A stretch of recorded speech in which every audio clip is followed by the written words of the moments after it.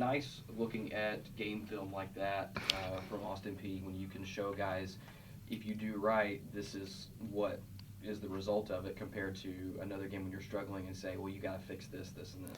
I think it'll definitely help us when we meet this afternoon.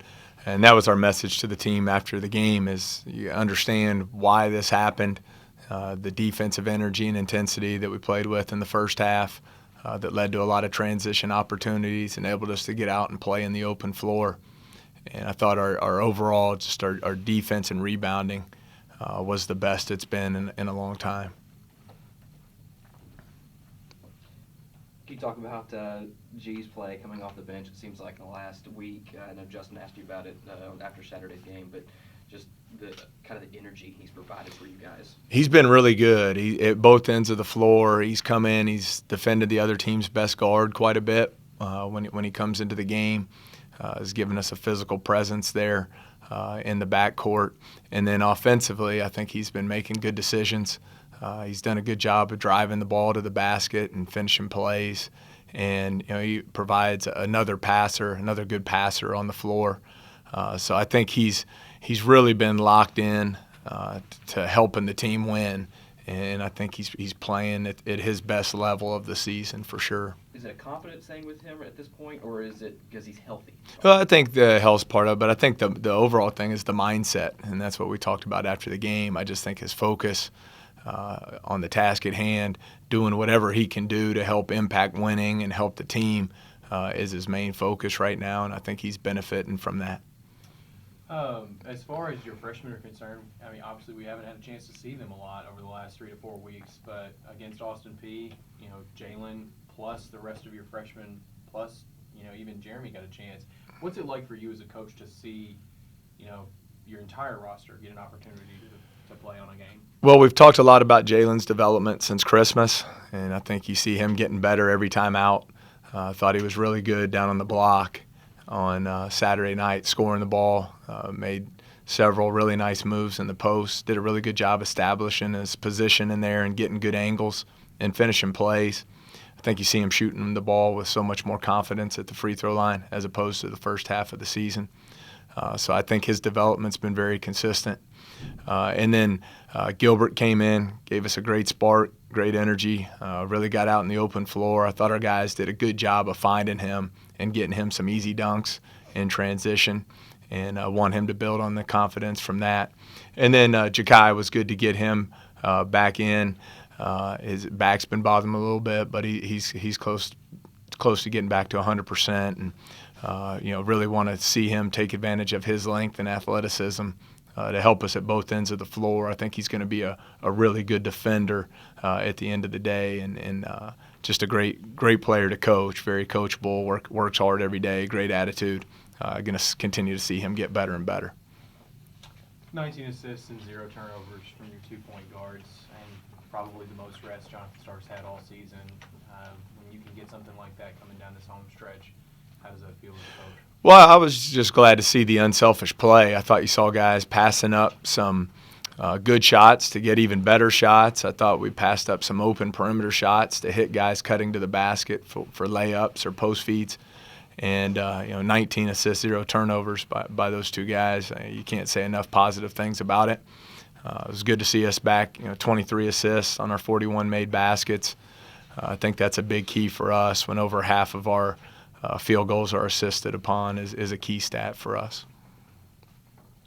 The game against Austin P, it seemed like your guys played really hard. Do you think it was in any way a reaction to the loss at Moorhead? Well, I guess times have changed some, but I just think you're supposed to play as hard as you possibly can every single possession you're out there on the floor. I thought they did have good energy. I thought the commitment at the defensive end of the floor was better than it's been. And to win at this time of year, to win at this level, you have to be able to defend and rebound. And I thought our focus and our purpose at that end of the floor was just much better and much more consistent over the span of 40 minutes.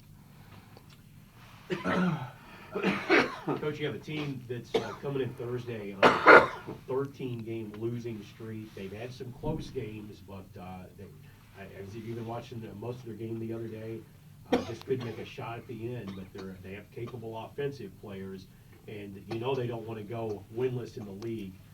Talk about Sure. trying to maintain that intensity against a team like this. Well, we have a lot of getting better to do, so it's a great opportunity for us to get out there against the Edwardsville team. To me, they're playing extremely hard. They've been right there in these games coming down the stretch. Just haven't been able to make a shot or two, as you said. But you come in with a guy like Eslick, who really put the league on notice last year when he scored 40 against Morehead State and one player of the week in the league. He's a guy who's capable for going for big numbers. I think Henry in their front court is one of the most improved players in the league. He's a really effective scorer down there on the block. And, they're second in the nation in getting to the free throw line, and that's how they were able to stay in the game in the first matchup. We fouled too much. They got to the free throw line and converted, and they hurt us on the glass up at Edwardsville. I believe we were minus 12. They got a lot of second opportunities that hurt us. So I don't think you'll see us relax for 1 second. We need a great week of practice and prepare for an Edwardsville team who I'm sure is going to come in here and play extremely hard. Do you look at it in some ways, the intensity they played with against Saturday, where has that been? Like, just to ask your team, this is what we are capable of playing at. Why haven't we done it? Well, I don't think you can look back that way. You drive yourself insane. But I think you have to learn from it. Hopefully the consistency, which I know is a word we've used a lot. We play well in stretches, then play poorly in stretches. And for the first time, we were really able to string some 4-minute segments together, back to back to back, and build a lead and keep building on it. So we'll use the video again today to teach and to show the difference and the focus and the commitment there at the defensive end of the floor, and how that enabled us to be even a more efficient offensive team because we were able to get easy baskets off our defense. Saturday is senior day, and we've already talked a little bit about the seniors, but just what has it been like for you in just your second year as head coach, and with these seniors on top of that? You guys have been in this kind of together this whole time. What has that been like for you, just as kind of a newer head coach with new guys coming down this stretch? Sure. Well, there have been their ups and downs, but senior day is always a big day. It's something. I know, as I think back to when I was a player, it's something I've remembered ever since, and I'll remember the rest of my life. I want it to be a special day for those three guys. I've been really proud of all three, the way they've handled some adversity and bounced back from it. Bryce, he struggled there in November, December, has really reset the table here in conference play. Has been one of the top 3-point shooters in the league. He's leading the league in assist-to-turnover ratio. He's almost 4-to-1, I believe, now. So he's really bounced back strong in conference play. G's now playing his best basketball as we go down the home stretch. And then DeMarcus has had some outstanding games here in league play, and expect him to finish strong. So, proud of all three. I want us to finish strong this week. It's our last 2 home games for these three guys. And I want it to be a great experience for them. With their families here in attendance, celebrating their last game at the CFSB Center.